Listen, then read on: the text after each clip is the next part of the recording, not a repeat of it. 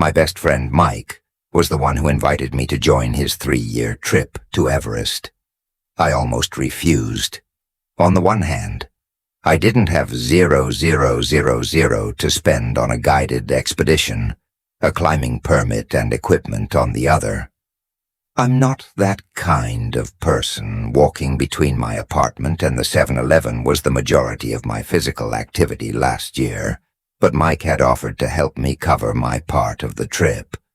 And then Derek said sarcastically, "If you can keep up with me, you know, up there, everyone does their own thing, right?"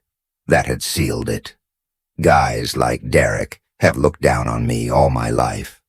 That's how I ended up here in a hospital bed in Nepal, out of the 37 climbers who reached camp, 3C3, and spent the night. I'm the only one who survived, and that was due to pure luck.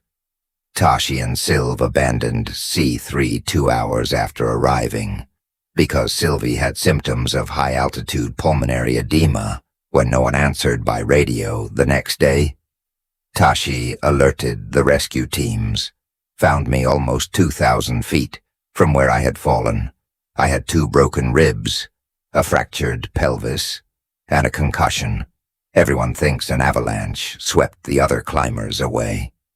I am here to tell you the truth about what happened on Everest. It is not avalanches, crevasses, or ice falls that you have to fear. I slowly and carefully approached the first of 3 ladders the Sherpas had placed over the crevasse.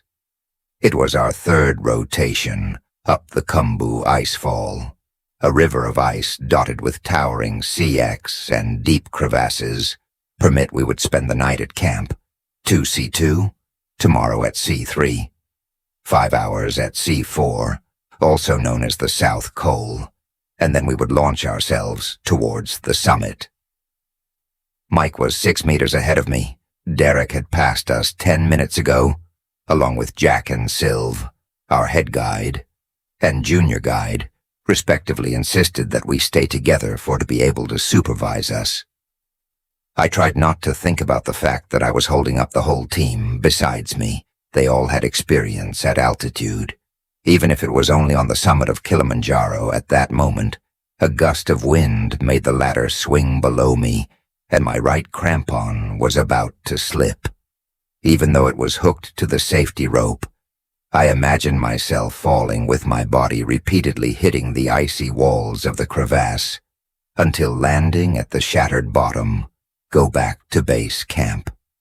A cowardly inner voice suggested to me, better yet go back to the airport de Lukla and get out of here without being able to avoid it.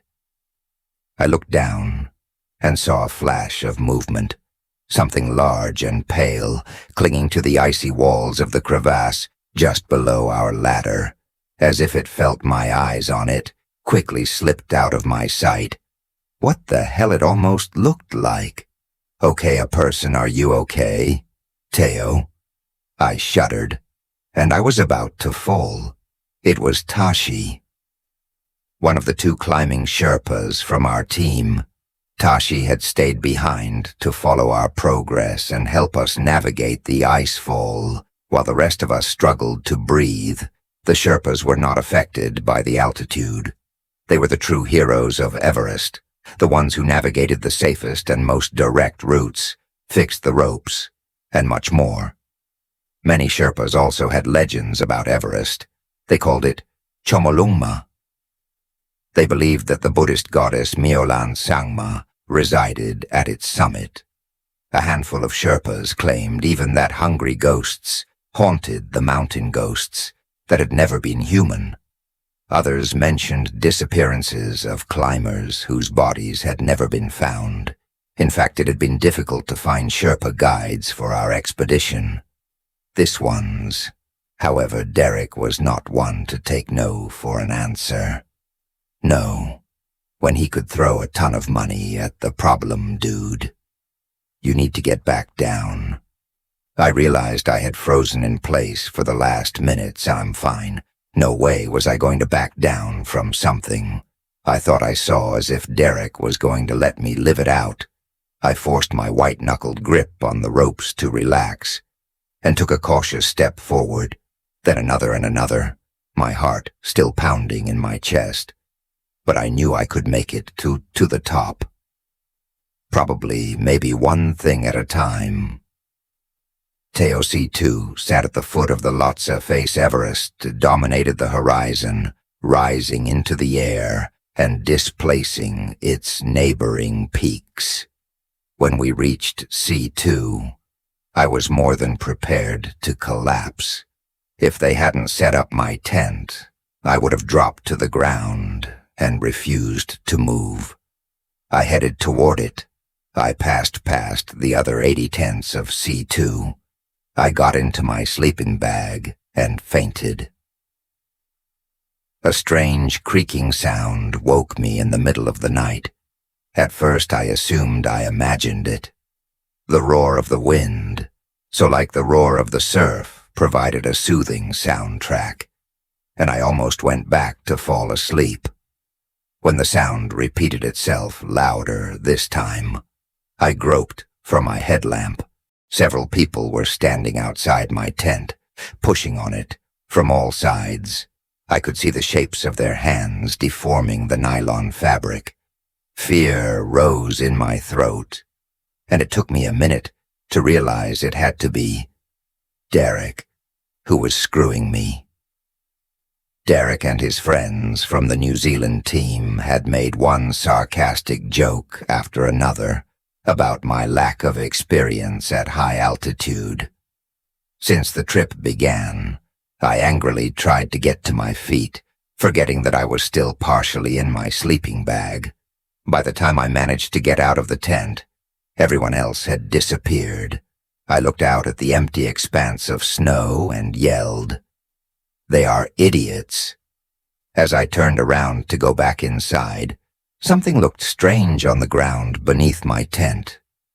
But I was too eager to get warm again to think about it. It wasn't the first time I wondered why Mike was hanging out with Derek. Mike was a quiet, thoughtful guy who was ashamed of his wealth. Derek was a guy with a trust fund who always, "I had to get over you, forget it. I told myself in 3 days you'll be on top of Everest, and I managed to let it go." At least until I saw Derek sitting in our tent. Dining room, Jack had woken us up again before dawn, and thanks to Derek's childish prank, I had slept less than 3 hours. I walked over to his table. "Why did you mess with my tent last night?" Derek raised his eyebrows. "What are you talking about last night? You messed with my tent, eh? No, I didn't." He leaned forward and gave me a sunny, toothy smile. "Maybe you should go back to base. Camp get checked out by Angela."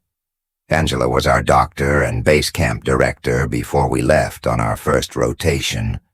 She had given us a long talk about the warning signs of the heap and the hay, and she also mentioned the possibility of experiencing high-altitude psychosis. But I hadn't hallucinated from what happened last night anyway. I knew why Derek was making that suggestion, and it wasn't because he cared about my well-being. I just didn't want to slow them down, forget it. I said, gritting my teeth as I walked out of the tent. Her laughter followed me, and I almost ran into Sylv, who stepped away at the last moment. "I'm sorry you murmur ears turned bright red." Sylvie looked even prettier, up here at the top, that at base camp. He wasn't the only one who had noticed her. Derek had spent the first 2 weeks of our trip bragging to her about having summited Cho Oyu and Denali. Despite her obvious disinterest, "Jack says it's time we go up to the Lhotse," she said, unfazed, as she gathered the others. Jack began to go over what we should do if the valves on the oxygen bottles froze, or if the tubes came loose. He had already explained the basics of using bottled oxygen at base camp, so I ignored him and just stared at the ascent that awaited us. The face of the Lhotse was a wall of glacial blue ice that rose in slopes of 40 to 50, with occasional 80 bumps once over. It was just a matter of reaching C3, which marked the face we had deliberately avoided telling anyone else about our summit offer, which considerably reduced the queue to go up. I tried to find a rhythm between the kicks of the crampons on the hard ice and the impulses with the jars, but I had to stop repeatedly to allow the faster climbers to clip their carabiners to the rope. In front of me, halfway up, I finally realized what had been bothering me. Since last night, I hadn't seen any footprints outside my tent. None except my own. Derek was right. I had imagined everything that had happened just as I thought. I had seen a man in the crevasse. Not impossible. But the uneasiness came over me like a wave, and didn't leave me even after reaching C3. The view from there almost made the climb worth it. We could see the clouds rolling into the western Keem, the flat glacial valley we had crossed yesterday, and the plumes falling off the Everest summit. Tashi and Dorj had carefully dug small terraces for our tents. They chose a spot above the other team's tents, which meant that tomorrow we would have a head start on the climb. There weren't many teams anyway, just 3, plus 1. American, 1 Canadian, and 1 New Zealander, at 23,950 feet above sea level. The simplest actions, tying my crampons, getting my water bottle, became immensely difficult, as if someone had strapped heavy weights to my limbs. It took me 10 minutes of breathing the artificial air from my oxygen tank before my brain started functioning. Normally, each of us had 6 oxygen tanks, 3 to climb to the summit, and 3 more to come down tomorrow night. At the South Col, we would enter the death zone. For the first time it was called that, because that altitude the human body could no longer acclimatize to the lack of oxygen. Our cells would begin to die. As Mike and I entered the tent, we would share. I debated whether or not to mention what I had seen last night.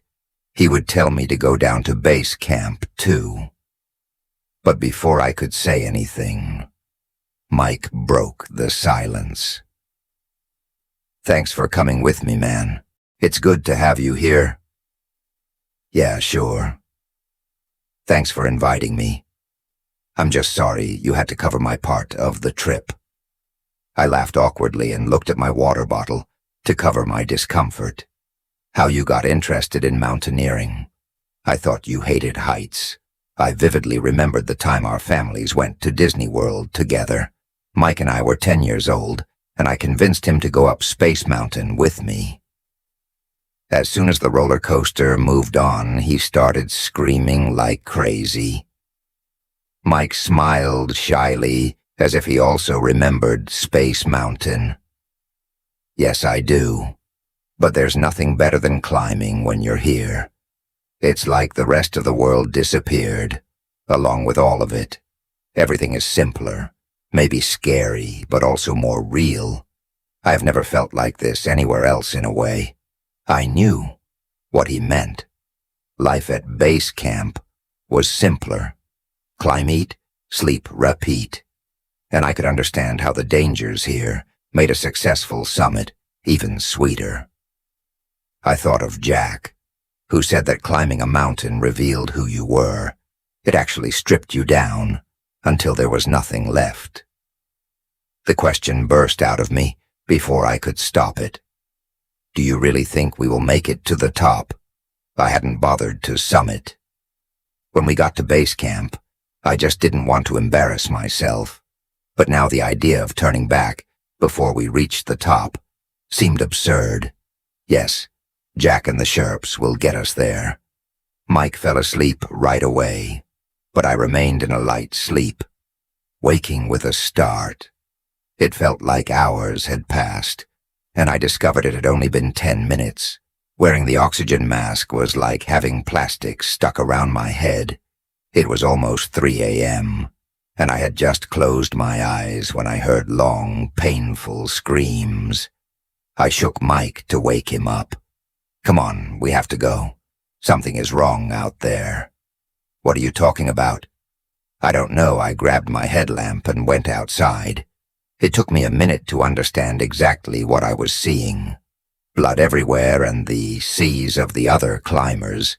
Most of them were barely recognizable. Something had torn them apart like rag dolls and trampled all the tents beneath us. I ran over to a woman lying collapsed a few feet away. I recognized her. She was from the New Zealand team. Maybe we weren't too late. Maybe we could take her inside. And then I noticed she was split, almost in half. Her intestines were spilling out in messy loops, and the torn edges of her skin were flapping in the wind. "We have to go get Jack." "Mike," said, his face pale and haggard. My eyes couldn't stop staring at his outstretched arm. His fingers curled and limp in the palm of his hand with effort. I looked away. "Yes. But what about the others? I don't see Tashi and Sylv's tent. But Jack can radio base camp. He'll let them know what happened." Here I was right. Tashi Sylv's tent had disappeared. I didn't want to think about what that meant. Mike continued towards Jack and Dorge's tent, trying not to look any further than necessary. The corpse of the nameless woman was still engraved in my mind, like a burn on a piece of paper. Everyone here could be dead except us. That thought made the world shake around me. I bit the inside of my cheek until I tasted blood, a useless gesture, because at this altitude the wound wouldn't heal, but the pain helped me stabilize. While Mike was unzipping Jack's tent, I heard a strange sound, like someone was sipping through a straw. I tried to grab Mike's arm, but he was already out of my reach. Jack shouted, "We need your help." His voice faded away, thud, as the beam of his flashlight illuminated something a few feet away from us. The man I had seen in the crack. The other one? The one I convinced myself I had imagined was crouched over something long and bloody. He wore faded and tattered clothes, and his skin was a sickly white, as pale as the snow beneath his feet. He raised his head and took a step back in horror. He was not a man. He could not be. His eyes were two shiny silver discs, and his mouth a circle filled with sharp teeth, pointing inwards. He lunged at us, moving in jerks. Mike pushed me back as I tried to turn to run, but it was too late. The creature fell on him. Mike raised his arms to protect his face, but only managed to partially cover himself. The thing ripped off the fingers on his right hand, and blood spurted from the stumps, splashing the roof of the tent. Then the creature attacked his neck, and Mike let out a heartbreaking scream for the love of God. "Do something," my mind screamed. I threw myself on all fours, searching desperately through the mess in the tent. Mike's men stopped just when I found the ice axe, half buried under Jack's torn sleeping bag. It didn't take me more than 30 seconds to get it out. But when I turned around, Mike and the creature were gone. A thick trail of blood led to where the back of the tent had been torn. Mike. I ran out, looking in all directions, but he was not in sight. The only thing I found was Jack, or what was left of him. His lower jaw was missing, and his half-cut tongue hung inside his throat, barely held together by a thin piece of muscle. I continued moving around the tents until I reached the front again. It had started to snow, making visibility even more difficult. I felt a tickling between my shoulder blades, aware that something was lurking in the darkness waiting for its moment. Something brushed my shoulder. I turned around, with the axe raised, the terror running through my body, only to find Derek staring at me with wide, open eyes, full of fear. He dodged me at the last second, which made me lose my balance, and the tip of the axe stuck in the ground. "What the hell is wrong with you?" he screamed. I ignored him. "Have you seen Mike anywhere?" No, I haven't seen anyone but you." "Damn psycho." I only came out because I heard screams. He interrupted himself and pushed me against the tent. "What happened here, was it you?" I opened my mouth to tell him it hadn't been me, but a terrible scream made my explanation unnecessary. We looked up and saw the creature from before, clinging to the ice wall 3 meters above us. It should have been impossible, since the ice offered no handholds or support points. But there it held without apparent effort. Our eyes met, and in that moment I had no doubt that he was watching me. He was really watching me. His silver eyes shone with cunning, and he smiled at me with a horrible expression that its face transformed into a twisted mockery of the human. It leapt, and before I could defend myself, its weight knocked me down and ripped the axe from my hands. It threw its head forward like a snake, and I barely stopped it from tearing a chunk of flesh from my cheek. But it was too strong for me to hold back much longer. My fingers slid slowly out of its face. It reared up, delivering another bite, and its lamprey mouth stretched until it could not, as I uselessly pulled away. Suddenly its face changed its mouth, rounded into an O of surprise, as the tip of an axe popped out of its right eye and pierced the back of its neck. Music pierced me.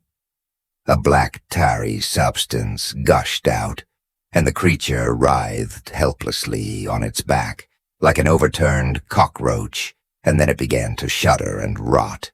Its eyes sank into their sockets. The skin peeled off the bones, and it crumpled. The hair came loose from a desiccated skull, and it didn't stop there. The nails came loose.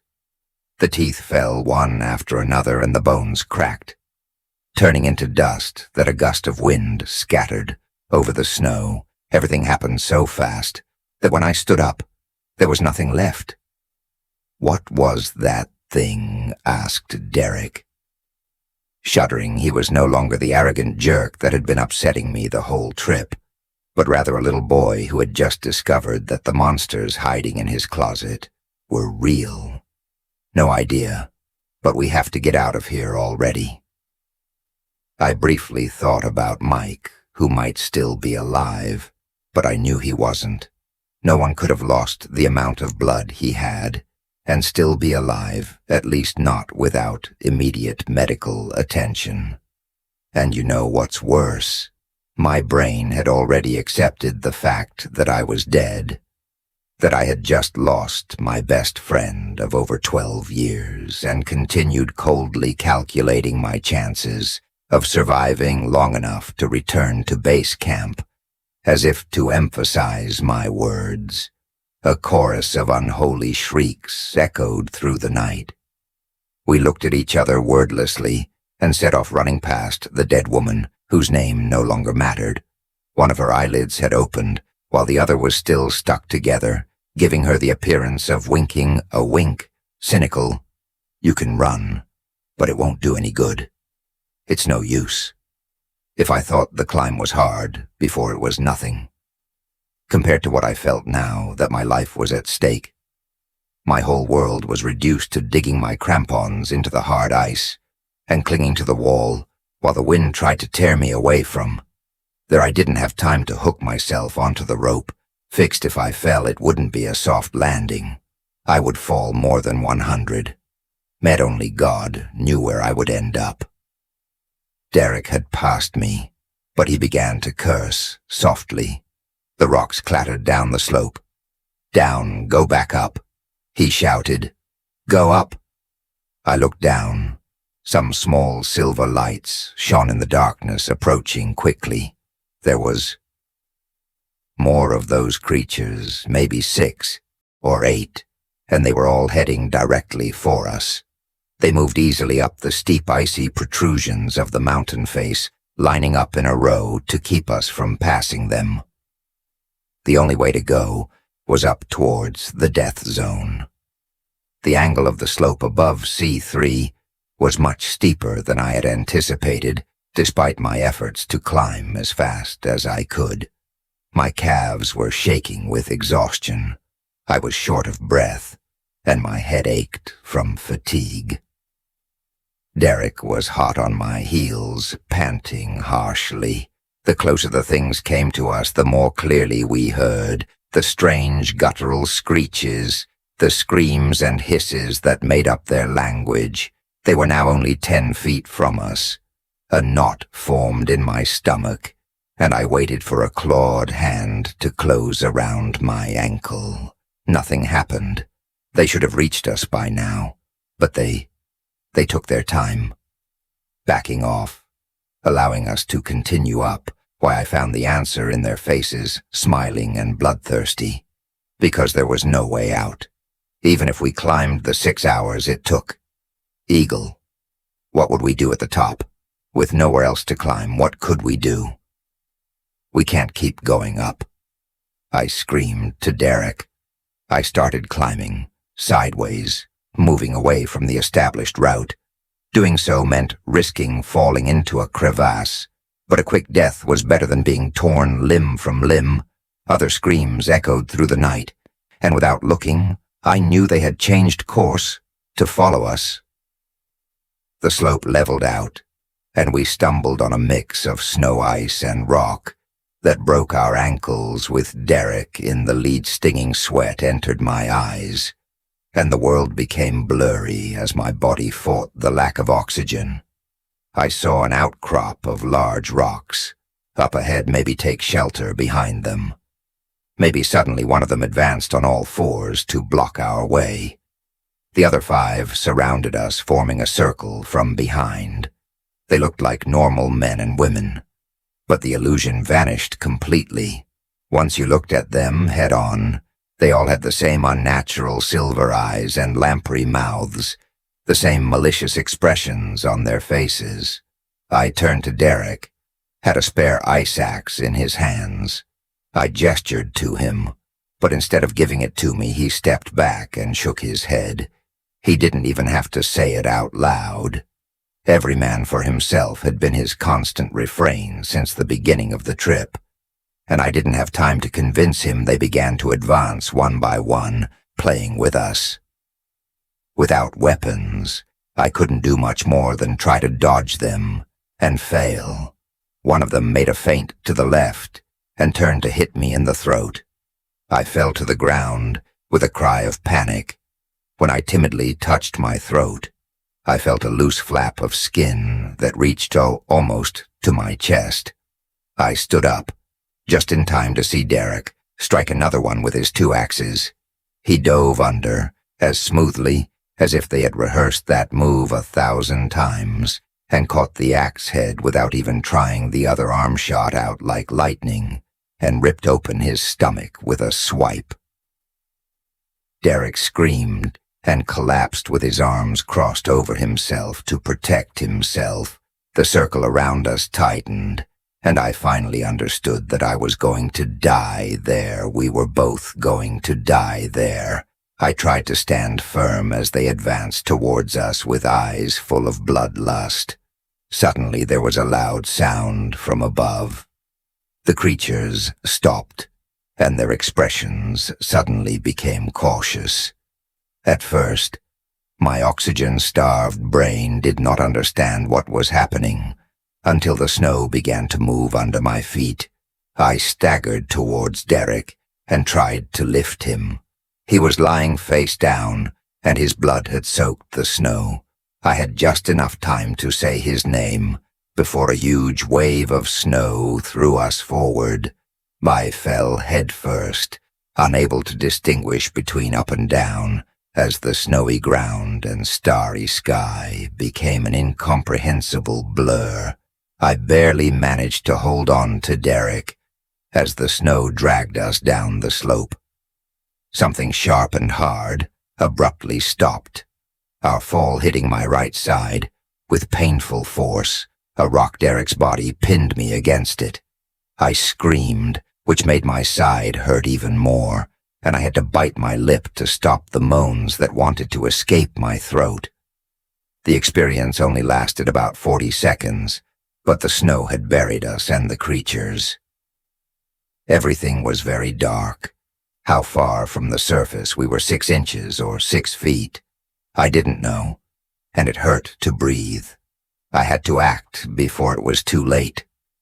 Before the ice settled and prevented any movement, I pushed the snow away from our noses and mouths to create a pocket of air. Now he had to be thankful for the rock, because it had probably kept him from getting hurt. We were buried even deeper. But how long would our air, last time, lost all meaning? Minutes, maybe even hours, crawled by. I tried to stay calm, because panic would only waste our limited supply of air. But I had a hard time thinking about things I might never get the chance to do again. Visit my parents, go out with my friends, go back to school to finish my master's. I didn't want to die. I didn't want to die here at all. But I was going to, and soon. If I didn't decide what to do in the next few seconds, I forced myself to get closer to Derek. His skin was cold. His pulse was weak and thready, but he was still breathing. I could try, and probably fail to find a way out for both of us. Oh, I swallowed. My fingertips brushed his back, and for a moment I thought it had come loose and been lost forever, just like mine. But it was there, dented on one side, but there was his oxygen tank. Derek struggled weakly when I started to pull his mask apart. "What you do?" I stammered hoarsely. He tried to push me away, but neither of us could move much due to the immense pressure of the weight of the snow, and Derek had lost a lot of blood. I didn't answer. I didn't have the breath to do, so I moved as fast as I could. I connected my own mask to the boat, and I took a deep breath of the artificial metallic air. It was so cold, my throat hurt to breathe it, and I had never felt anything better in my life. I tried my best to ignore Derek, as he tried in vain to take the bottle of oxygen from me when he stopped breathing as a choking rattle came from his throat. I could have done nothing for him. We both would have died.